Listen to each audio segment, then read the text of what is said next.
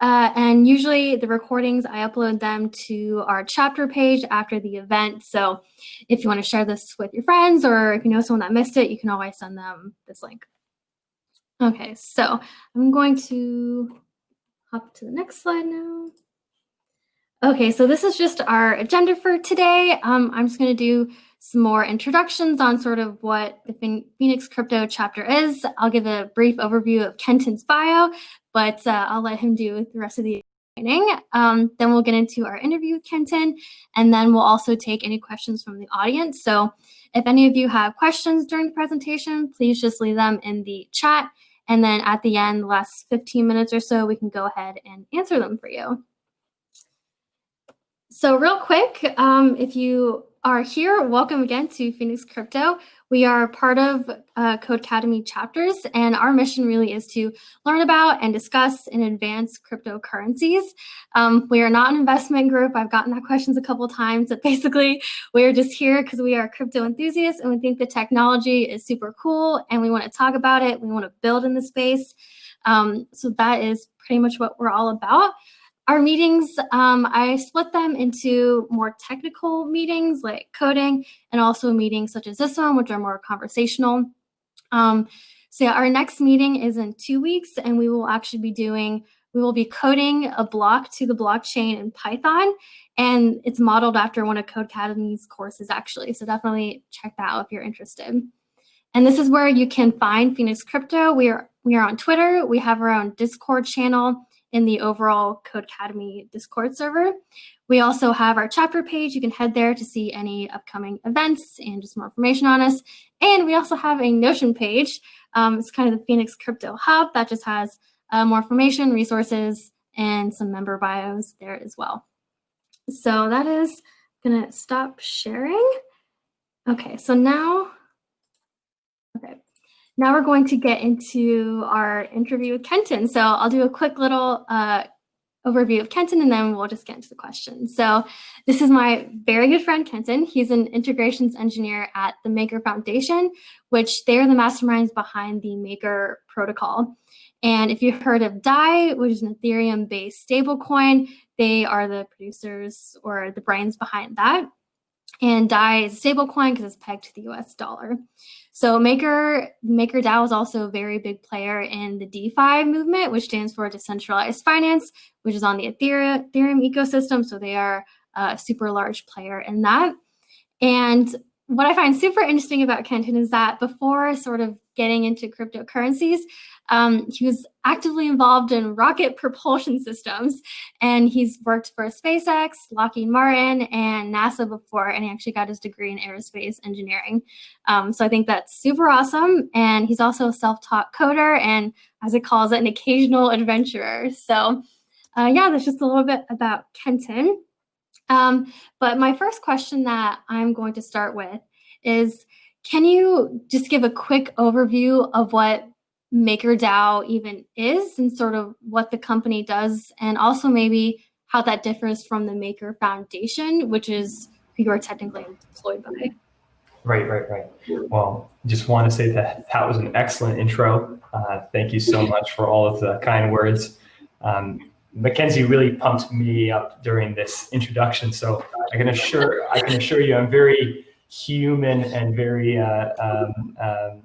what's it called, prone to mistake and error. So don't think I'm like some god or something.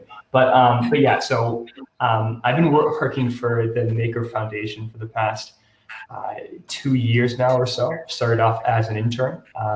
Basically, what the foundation does is it's an organization, nonprofit organization that was in charge of bootstrapping the MakerDAO ecosystem and the Maker protocol itself.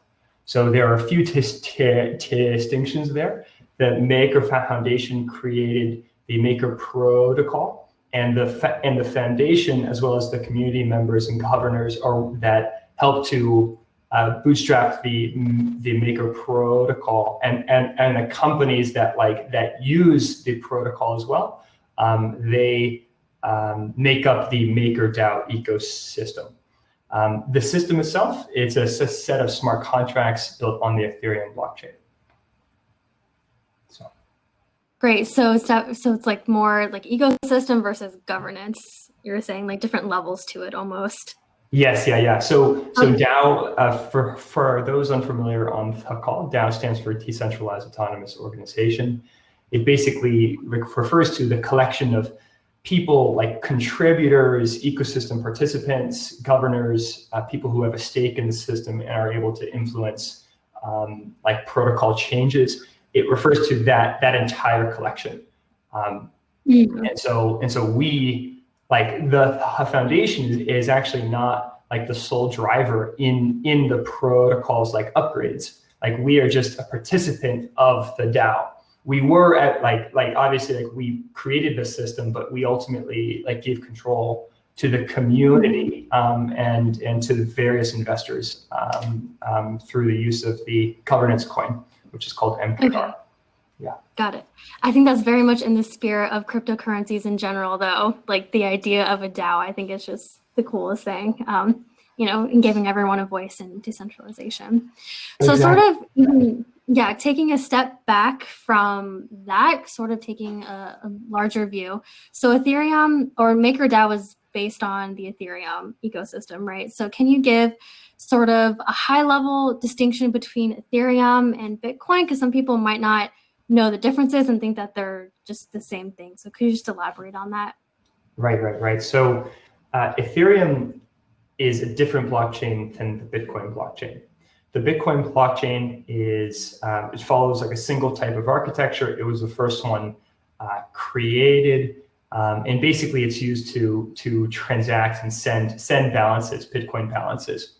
The Ethereum blockchain is different in that it's a general purpose like state transition machine. And so what that jargon means is like it's basically a computer that people can deploy and operate like arbitrary pieces of code on. So you'll hear, I'm sure most of you have heard that like Ethereum is like a smart contract platform that is its own blockchain. And then there are crypto like applications that can be deployed in the form of smart contracts on the Ethereum blockchain. And so one may wonder, like, where does Ether come into play? Well, Ether is used as the digital oil to run these applications. So whenever someone like submits a transaction, what they are doing is they're saying, hey, I'd like to interact with this system and change the state somehow, right? I'd like to transfer funds from my account to Mackenzie's account. I need Ether to make that transaction go through. But other than those two distinctions, in terms of the actual blocks, the like miners and nodes and like mempool dynamics, all that is basically the same as Bitcoin. Okay. I remember when we first started to talk about crypto in general, and one really good analogy that you used was that Bitcoin was like gold, more of a store of value, whereas Ethereum or ETH was more like oil. So it, kind of oil is commerce, I guess, and it's more like development versus just, holding Bitcoin because you think it's similar to gold and will appreciate in value. So, okay, great. I think just like having that sort of foundation, it really helps, because when I first went in, I really had no idea what was going on, but you definitely explained it perfectly to me as well. So one thing I'm super curious about is, what does your role as an integrations engineer entail, and what does that look like on a day-to-day basis? Because the title is awesome. Like, I know you work with crypto, but what does that actually mean? Right. So in the Ethereum ecosystem, which is where the Maker protocol resides, there are like other protocols and systems out there. So like some examples are like Uniswap or Compound or Balancer, etc. All of these different participants and like systems, they're all like protocols, and they all have their own DAOs as well. All of these systems like reside in a sub-industry called DeFi. That stands for decentralized finance, which is basically a collection of financial services and products that live on the Ethereum blockchain. What my job is through the foundation, through the foundation's capacity, is to basically work with integration partners that reside in these other ecosystems and other DAOs, to basically help them integrate our system into theirs or their system into ours. So it's kind of a mix between a business development role and like a jack of all trades, full stack engineer. I basically am on partner calls. I write documentation. I give technical guidance to our technical partners. In addition to like writing like really like low cost or not low cost, but like short and small proof of concepts, like technical integrations, to like kind of like to highlight certain features that a new type of integration has. Okay, so does that mean you sort of, I guess, like, would you exchange like a smart contract with Uniswap or something, or would you just try to integrate those two together if you were trying to use DAI in Uniswap? Right. So Uniswap has not they actually have a really well-versed team. So there are certain types of integrations, such as integrating the DAI stablecoin, that is so straightforward that they don't need to come to us, right? And so like in that case, like Uniswap, they actually, and that is the really awesome thing about TeFi. You don't need to ask for anyone's permission. It's all permissionless, okay? So the Uniswap team basically looked at like the source code for DAI. They found the smart contract address and they're like, okay, I'm going to integrate with this, or I'm going to include DAI now in our AMM offering. That dramatically reduces the like barriers and like friction that is just inherent with any type of integration. And so that's one thing actually that I'm really excited about, because it ultimately allows these systems to scale so much faster and so much larger than any traditional system that requires someone to always be hand-holding the other integration partner at all times. But just to come back and answer your question. So when it's not a simple integration like that, there's going to be basically an interaction process where our integration partner says, hey, Kenton, we would like to integrate DAI into our new type of like lending facility, like Compound or Aave, for example. And what we do is we get onto a call and we basically discuss like what are the pros and cons of integrating our smart contract into theirs. And when I say integrate our smart contract, it's basically like the actual concrete definition of like an integration in the smart contract like realm is basically one of their smart contracts would make a call, like a function call to one of our smart contracts. So that's concretely what an integration looks like. There's typically no exchange of smart contracts. The smart contracts already live on the Ethereum blockchain. They just need to call each other. And it requires some guidance to like really understand how to make that function call. Okay, so then that's ultimately what you were facilitating, someone else's smart contract talking to Maker's smart contract. Yes. I get it now. Okay, so I know we talked about your role like off this call and I never really fully understood, but now I just got it. That is amazing. Wow. Okay. That's what I think is so cool about Ethereum though, like the developer ecosystem, just all the different applications building on top of each other, where it is so much more seamless, where if you want someone's code, you can just have your contract like go and call it. So yes, exactly. It's revolutionary. You don't need to ask for any permission whatsoever. The communication process is handled by the Ethereum blockchain. Like all of us are standing on the shoulders of the Ethereum giant at this point, and they're doing all the heavy lifting in terms of the like contract networking and node service providing and whatnot. And it's a magical thing to develop like on the Ethereum blockchain. So if anyone here has been considering like smart contract development, I highly recommend it. Do you do that on your day-to-day? Like, are you actually the one writing the smart contracts, or are you implementing ones that Maker's already written? It depends. So like most of the like core contracts within the Maker protocol have been like written by smart contract experts. And they've already been deployed at this time. So what I work on is like periphery contracts that help to support the user interaction between different smart contract systems. Mm-hmm. So to circle back to the example with Uniswap a second ago, if DAI needed to be converted or like put into a form that MakerDAO did not natively support, that was only supported in Uniswap, then what I would do and what I've done in the past is I've created an interface contract that sits in between the Maker system and the Uniswap system. So I deployed that, and basically now the two systems can talk. And so that's as far as like my smart contract development goes. That is fascinating. That sounds like such an exhilarating job, Kenton. That's amazing. Okay, we can jump into the next question. One last comment though, you said that there were smart contract experts at your company. I just think that would be an awesome job title. Yeah. I feel like you're like a smart contract expert already, but I guess kind of like a tangent. So this is like going on a tangent, but like, in different companies, you sort of progress through different levels of roles. Like in accounting, for example, you're a staff, then you're a senior, then a manager.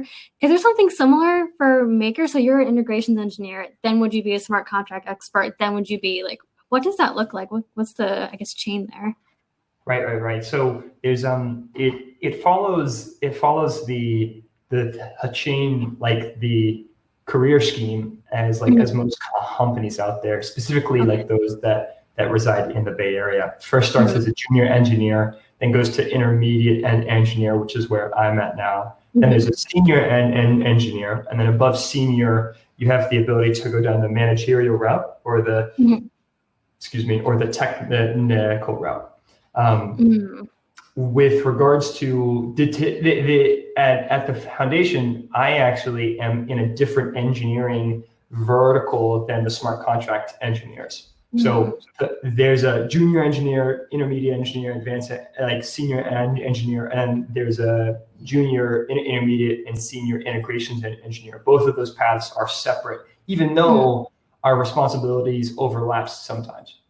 Okay. And is that because you're more, as you said, in the business development side of it, like working with the customers actively? Yeah. So it's because I have I'm expected to be a jack of all trades, and so that's why it overlaps when I need to do some smart contract development, which is always going to be something small. I promise. I'm not like a whiz, like a magician, but I promise it's not like I don't know how to. I read a lot of smart contract code. So as the integration and engineer, I need to tell our integration partners like what function calls and what parameters to pass into those function calls. And that's important because it requires domain knowledge of the entire system. It's a type of like holistic view that is just required so that I know what to suggest and what to call out for. Okay, so that sounds almost like a product manager, but like a more technical. Well, I guess the crypto version of a product manager. Kind of, exactly. Okay, great. Okay, I feel like our audience and definitely myself, we have a better idea of sort of what integrations engineer actually means. So thank you. Jumping into the next question, how did you first become interested in cryptocurrencies? And one quote that I remember you wrote to me in an email is that falling down the rabbit hole. I think that's a perfect way to describe getting into crypto. So if you could just tell us how you first started getting interested in this space, which is just so different than anything else. Right. I remember, so it's a common story to it's a common experience to hear about Bitcoin years ago, like briefly, and then realizing that it's a scam or something, or thinking that it's a scam, and then putting it down before coming back to it eventually and being caught. So that's what happened to me. I remember in early college, actually, I heard about Bitcoin when it was probably like a couple, like under $1,000 or something. And I put it down because I thought it was a scam. I honestly didn't even understand what it meant. And then several summers ago, probably 3 years ago now, the summer of 2017 is when I had an internship in the Bay Area. And as some of your listeners probably know, like the Bay Area is like a bubble where certain tech subjects are amplified, and those that are amplified and are self-sustaining ultimately leak the tech like sphere. There are obviously some that just die out like after like a few months or something, and then the outside world doesn't like know about this tech fad or something. Thankfully, that's not Bitcoin and blockchain. But Bitcoin during that summer 2017 is when it was like the talk on the street. So there was a lot of chatter around Bitcoin and blockchain. I started to read up on it, and I never really understood it. Like it never really clicked until I acquired some historical context. I remember I was on like a BART train, and for those that are familiar with the Bay Area, BART is a transit system that spans like San Francisco, Oakland, etc. And I was reading this really long article that attempts to kind of like put Bitcoin in the context of fiat currency and the potential weaknesses of fiat currency, which is ostensibly like inflation. It's a censorship type like currency, etc. And basically, like midway through the article, it basically hit me that Bitcoin is a censorship-resistant, scarce digital currency, uncontrolled by any government or conglomerate, always in operation, and provably secure. And that was probably one of those exciting points in my crypto like experience, because after that point, I basically fell down the crypto rabbit hole, like Mackenzie mentioned. And actually, I'm not like, if you get really down deep in the rabbit hole, there's this extreme case. It's called the crypto brain virus, where you can't think about anything other than crypto for like several months, and people start to like treat you differently. And but then all of a sudden you like find the crowd of people that also have the crypto brain virus, and then you just like you fiddle with crypto for like months on end. And I can assure you I'm out of that now. I've been cured, but I still have some lingering complications back deep there.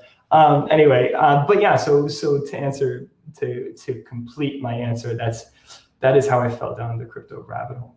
The crypto brain virus. Wow. Yeah. Ladies and gentlemen, you heard it here first. That is amazing. Wow. And I can definitely confirm that the article that Kenton was mentioning is a very good one to read if you're just wondering what blockchain and Bitcoin are, because there is a ton of context. I actually started learning about crypto by reading the Ethereum white paper, which was extremely dense and I didn't really know half the terms. But if I'd started with that article, I think it would have clicked a lot sooner than it ended up clicking. So, and I think I have a link to that somewhere in the Notion Hub, but I can also share a link to it in this chat after we're done. So, okay, great. Related to that question is, I know in your bio, I mentioned that you had experience in aerospace engineering, and that was actually what your degree was in. And, you know, SpaceX, NASA, Lockheed Martin, I believe. So, like it's kind of related, like it isn't tech, but it's definitely different than cryptocurrency. So what was that pivot like going from a more traditional industry to crypto, which is only like 10, 12 years old? Right. The pivot was an interesting transition. I was originally interested just in technology in general. I read a few books, The Lean Startup and 0 to 1 by Peter Thiel. And I got really interested in the idea of using technology to solve, like using software specifically to solve some of the inefficiencies in this world. And that's how I gained an appreciation and a desire to intern in the Bay Area, which is where I discovered Bitcoin, which like after that point, I was convinced that this is the only industry that I must enter into. even though I really enjoyed my time at like SpaceX and Lockheed Martin, there was just so much more enthusiasm in the crypto space, because one like difference between like the aerospace industry and the tech space is that the cost of capital for aerospace to like build a successful aerospace company and then to subsequently launch rockets into space and payloads into space is so high.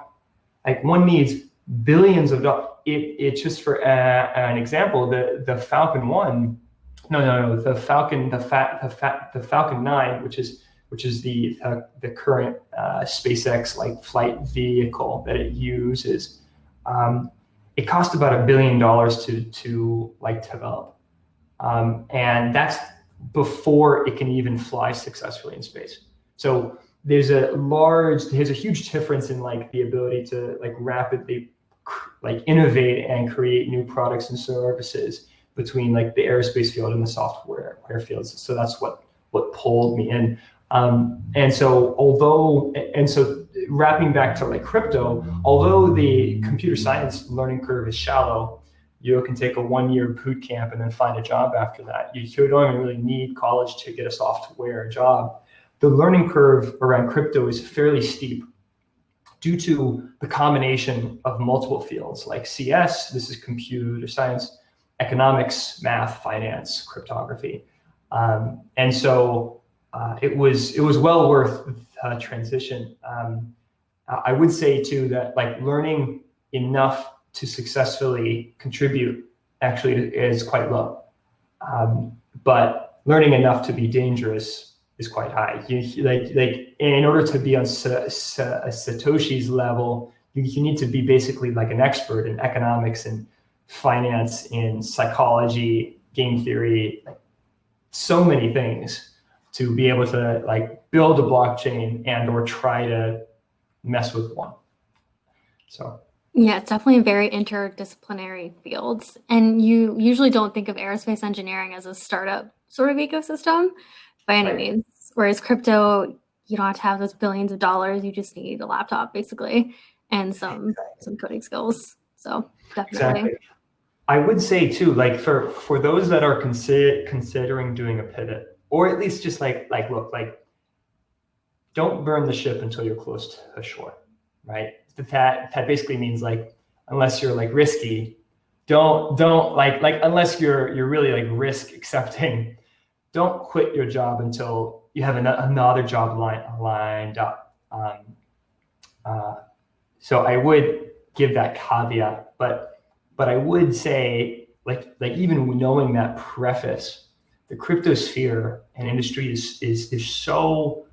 There's so much white space. There's so much like innovation happening and speed of technology advancement that is like very inspiring. And it's something that we need as many like hands on deck to help contribute to.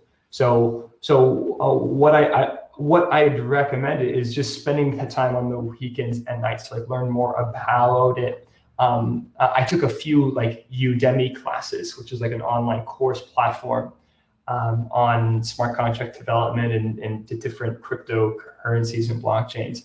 So that really helps actually. And so I didn't know Udemy had a course for development, like one specifically dedicated to that. Wow. Yes. Okay. Yeah, those courses are always on sale too. So learn that for like $15. Yes. Yes. No. It's really just about like having having discipline and a schedule of learning. Mm-hmm. I think Mackenzie was mentioning the other day that like she learns about crypto like every day, like for some certain amount of time. Like that is something that every learner in general should be doing. And I can guarantee you that the compound knowledge that you'll gain will all of a sudden it's going to tip and you're going to be like the expert in your friend group. Then you're going to be like the expert, or not expert, but then you're going to be able to get like an interview at like a crypto job. Then you're going to be able to get hired, and then you're going to be the expert at that company. It's compounding experience. So. Yeah, definitely just baby steps. One thing that I do that I think other people might find helpful is that even during my normal workday, I allocate like at least an hour of my day when I'm technically on the job, but I use that hour to learn like how to code, or I read some sort of blockchain documentation or something. So it's just building that time into your schedule, because instead of like going on your phone or like even like taking lunch break or something, you can use that time to really learn, and it helps break up your day as well. So yeah, that's what I definitely would recommend. And Kenton, I think I already asked you this question in a previous conversation we've had, but did you know how to code extensively before getting into cryptocurrencies? And two, how did you kind of wrap your head around the finance aspect of it? Because I know like getting an aerospace degree, you didn't really get anything about finance in college. So how did you kind of get over those learning curves? Yeah, so I went to I as an aerospace engineer, like you're taught the basics of programming in different technologies, like different programming languages. And so I had like a foundation to work off of, and for the fellow developers like on this call, like we all understand that like once you understand how programming works from a fundamental level, adding on different types of like programming languages is the easy part. But that is not to say that building the foundation is insurmountable. And it like honestly like it. So I knew how to code in different programming languages. It took me about 3 months to learn how to, maybe 1 to 3 months, depending on how motivated one is. It took me 3 to like learn how to code like with in smart contracts, to program smart contracts. But for those who don't have any foundation of programming, it may take you like up to like 6 months. But as like obviously like 6 months if you're doing it once every week, but which is actually not even that long. Like honestly, it's just like 2 semesters worth of doing programming at night. I remember like my exact experience was I was going to class as like an aerospace engineer, and then I was a programmer, like a self-teaching programmer at night, using like these Udemy courses to basically learn how to code. And that, it took me about 3 months to get up to speed. So that's really all that you would need. And then with regards to finance, I've always been interested in finance. I took accounting and finance in college, which certainly helps. Basically, as with any type of learning expedition, you want to start from the trunk, like start from first principles, start from the trunk, and try to build up your knowledge base without making any jumps. So like one big issue with people who are really excited about learning something, they may take like large jumps, or if they don't have enough time to learn something entirely, they will make jumps in what they learn. And there will be some like a knowledge gap that will actually lead to an incorrect mental model down the line. So it's important to ensure that those gaps are filled and you build stuff up sequentially rather than make some jumps. So A lot of sense. I feel like it definitely, in crypto, people feel like they've kind of missed out or they're super behind. So they just go in really hard without really understanding the basics of it, right. Which may work in the short term, but if you're looking to be in the space long term and actually develop in it, then you really have to understand like in Ethereum or DeFi, for example, like what exactly like is a swap or something, or what's a derivative from a basic level. So definitely agree with all of that. I would say though that Bitcoin or like blockchain in general, and crypto as well, because it's so multidisciplinary, it is. I have yet to find a perfect course. I have yet to find a perfect like track of like, oh, you should learn this first, and then this, and then this, because it's like a giant, like imagine crypto, like the like knowledge map of crypto. Imagine it as like just a giant chaotic ball, right? And there's literally no entry point that is best. You just have to find an entry point and then continue to motivate yourself to just learn a bit like more and more and more, right? While still trying to hug the system of like filling in every gap as you learn about a new like subsector or like field and stuff. But really you just have to spend time to like learn about it, and then things will start to just click, and then you're like, whoa, whoa, whoa, whoa, and then you'll just fall in, right? And then all of a sudden you like wake up one day and you're like, crypto, Bitcoin, food? No, I don't need food. Anyway, sorry guys. That's amazing. That's the art content, but anyway. I think that is a huge takeaway though. Like there is no one perfect way. Like this is not a traditional standardized industry. Like, and I think it extends beyond crypto just to, I think, software in general. I think it's more standardized now because you can get your degree in like CS or something. But in the beginning, like in the early days of the internet or tech, similar to kind of how crypto is now, there's no one point of entry. Like there's really so many things you could do, which is exciting though, because that means you can choose your own path. That's a great point. I did not make that association with technology, but I definitely agree. Yeah, I think a lot of technologies, their early stages are kind of the same because nobody knows what's going on unless they like actually just jump in somewhere and spend some time in it. So that's why crypto is just fascinating to me because it's such an alive, like growing, thriving industry. So kind of pivoting away from, I guess, like more personal, what you do for your job. I wanted to sort of zoom out and just think about cryptocurrencies as a whole during 2020. It was a really big year for crypto. It's just funny that I happened to get interested right when like, this huge bull run happens, which is awesome. But yeah, 2020 is a huge year. You've got Coinbase going to IPO, you've got Bitcoin reaching like 43K. So in your opinion, what were the biggest sort of headlines and the biggest news that happened during 2020? Right. So the largest events, I think can be there's like one specific event and then two like just general like buckets of events. And I'll describe all three. So the first one was the 2020 crash. And this is when in March 12th and 13th is when the entire, at least the cryptosphere, but I think at the same time, like I'm confident at the same time, the entire like financial system was going through like a major like crash. It was the COVID crash of 2020 in March. And that's when basically every crypto price crashed at least 35%. Ethereum in particular crashed like 50% or 50% in like 25 hours or something. It was, what was the low? Do you know like what it actually went down to? Yeah, it went down to like $80. $80. $80? Oh my gosh. Wow, I should got in then. Jeez.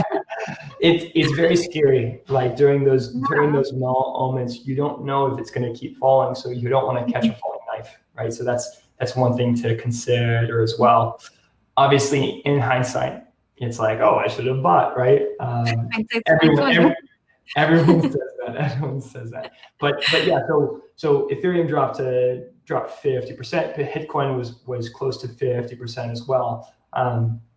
Basically, this was the result of the audience, like I'm sure all of you know, but it's just good to like remind everyone that crypto is one of the highest risk asset classes that we have.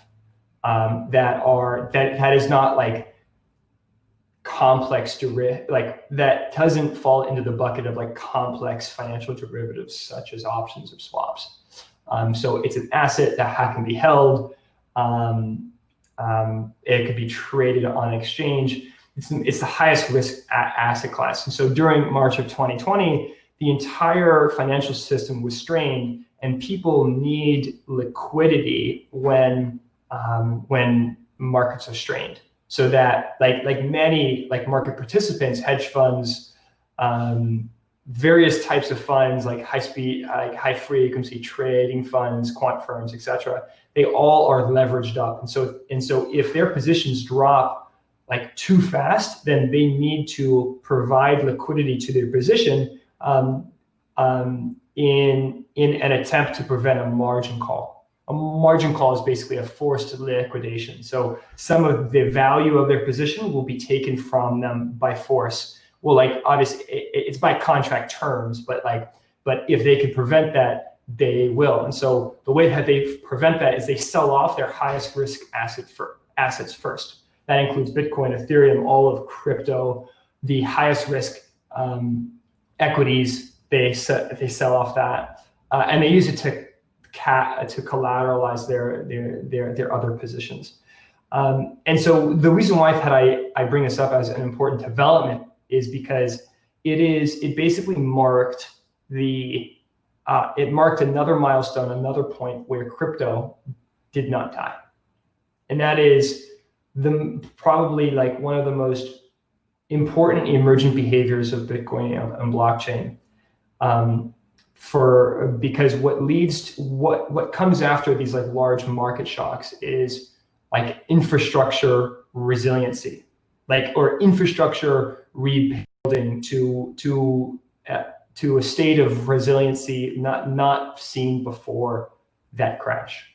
So every time that Bitcoin and blockchain crashes, the financial infrastructure that supports these assets actually improve, because people are like, hold up a second, Bitcoin dropped X amount that fast. Like, we need to ensure that our trading systems are more resilient. And the same thing actually applies to like in TeFi, many of the like lending facilities were like strained, and a lending facility is basically it's a decentralized way of like lending or borrowing your crypto assets on the Ethereum blockchain.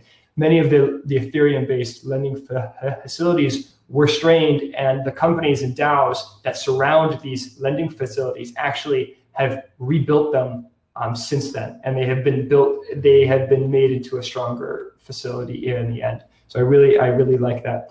Two, and I'll wrap this up quick. I don't mean to hold on this question very long. Two, there was this new type of like distribution mechanism and like wave. It's called DeFi. So in the summer in this past summer, Compound was a lending facility, and they introduced this way of distributing their governance coin to their system's participants and users in exchange for their use. And so what that does is it does two things. Basically, one, it subsidizes use and like the cost of capital to lock up capital in these lending facilities through this governance coin. A governance coin is basically minted onto their address, and now they own that, and they could do whatever they want with that. And then two, it actually acts as like a distribution mechanism. So from before, these companies and foundations that bootstrap these DeFi lending facilities, they go to traditional like accredited investors to basically raise the capital in order to raise the like funds, and then work with and then build out their systems. What is the result of that is that now the founding team and the investors have all of the governance power around this lending facility. What yield farming does is it distributes that governance through these governance coins to the users over time. And so it's an excellent way to decentralize the control of these platforms. Okay, so that's what a coin is then. Yeah. So sorry for some really quick context. A governance coin is basically a coin that both has a right to the cash flows that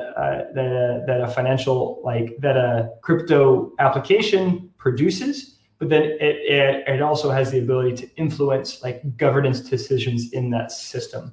governance decisions result, like it basically includes like new upgrades to the system, parameter changes in the system, like how much should we lend out to ETH holders, for example. And so a governance token has some real like economic value, but the system needs a way to distribute that value somehow. And so yield farming is one way of doing that. Okay, so it almost sounds almost like a share of a traditional company. Is it sort of like that, but crypto version? Kind of. So it's like a crypto version of that, and it's all of the like paperwork surrounding like what a typical share would be required to have is like in the form of this token that is on a platform that gives access to anyone around the world, like equitable access. Anyone around the world now has access to this and can like efficiently trade this and whatnot, and use these governance coins in other systems as well. And so there's one of the like really awesome properties about Ethereum and TeFi specifically is the ability to like compose, like build up brand new applications with the building blocks of these different systems. So you have Compound, you have Maker, you have Uniswap. They could all be like built up into a different system, a brand new one. So one could, use these governance coins and these yield farming techniques and mechanisms for these like new novel types of like reward systems. Okay, got it. So it's just like a much more robust sort of share, more equitable share. Yes, as you would exactly. say. Exactly. Awesome. I think one good point to note here also. Oh, sorry. Go ahead. No, it's having a share. It's kind of like if it's similar, if not the exact same idea to if Uber basically gave shares to all of its riders and all of its drivers. Okay. Right. And so now, and so now like as a function of how much either you use the platform or how much you like service the platform as a driver. So what that actually does is it now incentivizes people to not only use the platform, but then also vouch for it as well and contribute to the platform, because all future growth is shared not only among the founding team and the investors in the current company, but also with all of the users that are involved. Right. Okay. And so like another like really awesome thing about this is when big decisions are made, users now have a seat at the decision table as well. Right. So now people, like, if Uber's going to change the rates that it gives to drivers versus users, they won't do that in a void. Like they will have the ability to hear what the users and the drivers have to like say, but then also like be directly influenced by their preferences as well. Okay. That's a very illuminating example. That makes a lot more sense. Okay. Right. Man, your analogies are like on fire today. Thank you, Kenton. That helps. No, it really does help though to like understand the space. Like if you just tell me, oh, this is a governance coin, I'm just gonna be like, what? Until you use like some sort of analogy to sort of help. And I find a lot of those in just like within crypto in general. I think one really important distinction I wanted to make on those events that you listed as the most important of 2020 is that like most people think about the biggest events as the ones with the most hype, like Bitcoin's price or any other big things that were happening, like as I mentioned, Coinbase. But I like how your distinction was these other events that maybe didn't get as much attention, but they're actually proof of how resilient and how just strong and robust the actual platforms are. So just want to make that note. I think there's a ton of hype, obviously, but like crypto is just so much more than that. And I think this year people actually are starting to notice that and like to recognize it. Yes. So I did have a couple more questions, but we also got some questions from the audience. So I wanted to jump into those real quick so we don't have to run out of time. So one interesting question from J. Mason B. He said, Hello, lawyer here. How would you recommend I start learning how to write smart contracts for clients in my own projects? Is it beneficial to write these as a lawyer or simply as a smart contract expert? Interesting. Um, J Mason B, do you have access to a microphone? Would we be able to hear them Yeah, give some more context, or yeah, I can. Is he still on? Oh, he's if okay. if he's My presenter mode. Okay, so J Mason B, you can use your microphone and video yeah, now. I just had I was wondering if you could elaborate a second on that if you wanted to. If not, I could just answer the question right off if you want. Okay, it looks like he's up. I think he might be on mute though. Sorry, just got it working. Oh, hello. Hey, Hi. hey, how are Hey you? guys. So I guess I've been kind of struggling with the idea of proliferation of the smart contract concept, kind of as a way of helping my LLC clients with governance. So I don't really know what the best way to tackle that problem is. I mean, we're kind of familiar with this type of smart contract infrastructure because we've been working with the technology for so long. But I guess I'm trying to figure out how to work it in with interface or, how we can kind of coordinate it with an app that makes it easy to do things like LLC voting in terms of like tokenization of LLC interests. And I've just been kind of struggling with, first steps to tackle here. Do I work on the interface? Do I work with people to figure out what kind of contract protocols work better? I'm just kind of, it's all swirling around so much. And I don't know, it's tough to figure out which step is step one. Right. Okay, awesome. That context helps a lot. So you have a couple angles. So like one is to create like a crypto native like DAO, which I don't think that's what you want to do at this time. You want to basically take the like agreement constructs from the traditional world and put it into the blockchain context so that it's easier to interact with, administer, facilitate, etc. So that's the other route. And there's actually a project out there. It's called Open Law. I'll drop it into the chat now, which basically gives you the tools and the interface to like spin off and create like generic smart contracts that resemble certain types of agreements, corporate structures, and additionally like facilitate the interaction with these agreements from multiple locations. I think they actually also have like an e-sign web portal as well that allows you to interact with these smart contracts on their website. So that's one example. That's probably the best known example that I know of now. That is, if not live now, they're going to be live very, very soon. So certainly check that out. Okay, definitely. Yeah, thanks for answering my question. I was kind of curious about Open Law myself for a while, but I figured I thought they were trying to do something similar to the DAO, but have it with true liability limiting purposes too. So I'm not sure. I guess I wonder if we can make it simpler, but maybe we need to wait for the LAO to get off the ground before we see what happens on that end of things, right? Right. Yeah, no, it sounds like you're actually a bit more familiar than me. LAO, for those who are not haven't heard that yet, LAO stands for like law associate. Like, what does it stand for? It's the lawyer association, the decentralized lawyer association, or something, right? It's like a mixture between LLC and DAO. So I think it's limited liability, decentralized autonomous organization.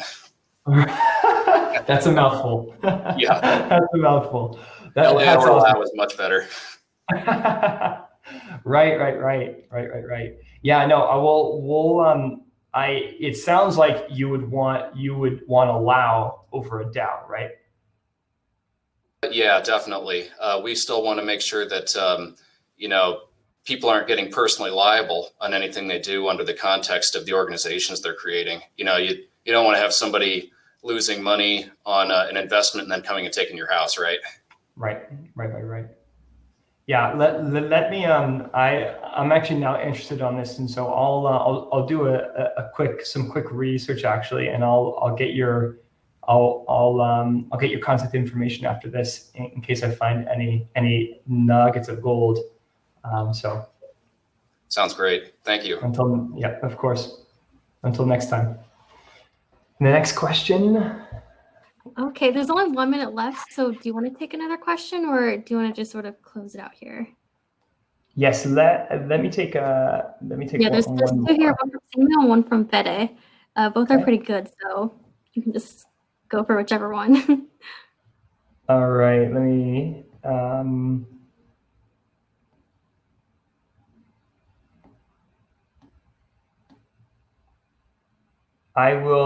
I'll answer the second one. I can answer both quickly actually if Okay, sure. if we have time. So to Samuel, the question is, what factors influence crypto value and price? Is there any relationship between numbers of numerous forms, types, cryptos, and demand for it? So there is a relationship between everything, and the relationships are similar to like they are inherently the same form that that influences the prices of other financial assets like stocks and bonds, commodities, etc.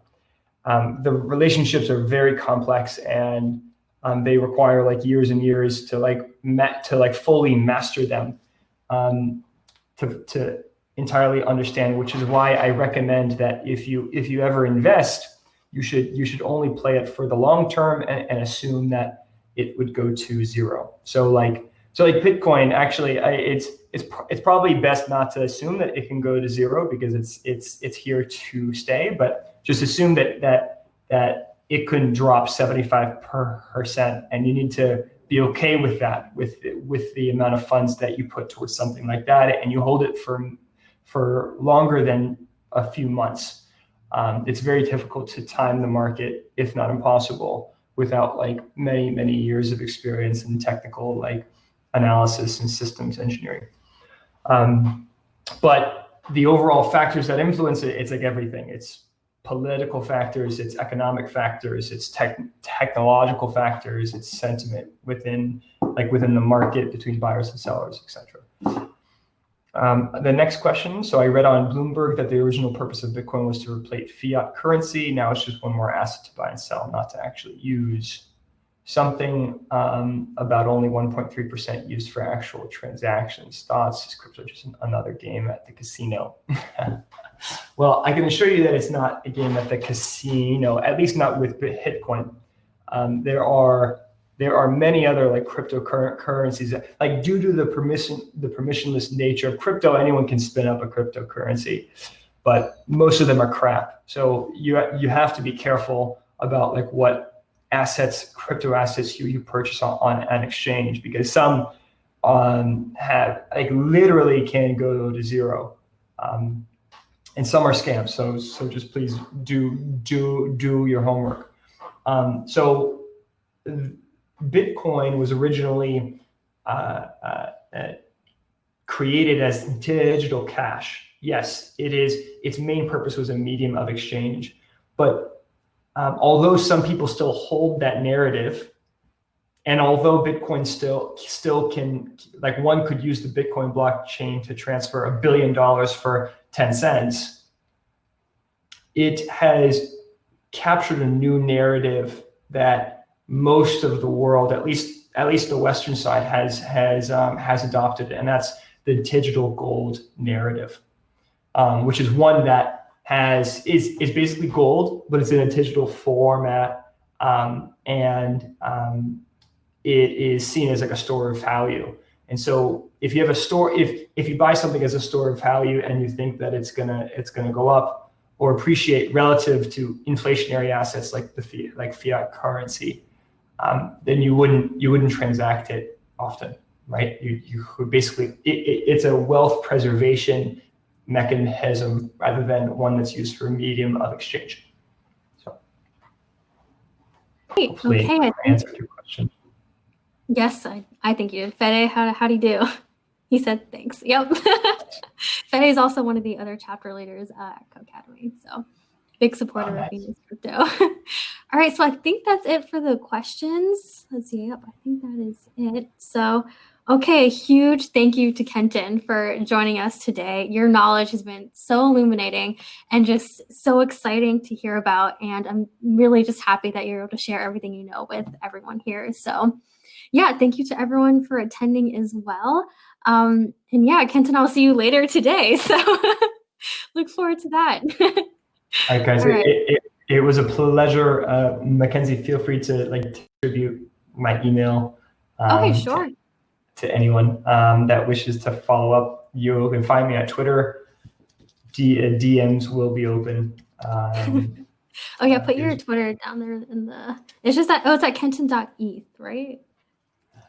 No. It's just Kenton Prescott. That's my Twitter, but it keeps auto-correcting to my username for Code Academy. So I'm having difficulty trying to. Oh yeah, that's right. I think you have to. Yeah. So just cut out the last. That's 50. it, right? Okay, yeah. How did you do that? Twitter is in there. Yeah. I think if I'm Awesome. not you, that I can do that. Oh right. I don't know. Okay. Nice. I am on LinkedIn as well. Just use the first and last name. Too. So. Okay, great. Thank you, everyone. All right, thank you, Kenton, as well. Have a nice day, everyone. Bye. Take care, guys. Bye. Bye.